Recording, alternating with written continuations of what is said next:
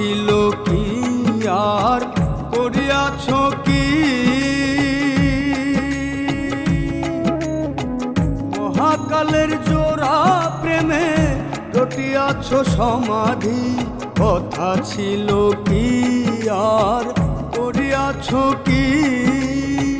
মহাকালের জোড়া প্রেমে রটিয়াছ সমাধি।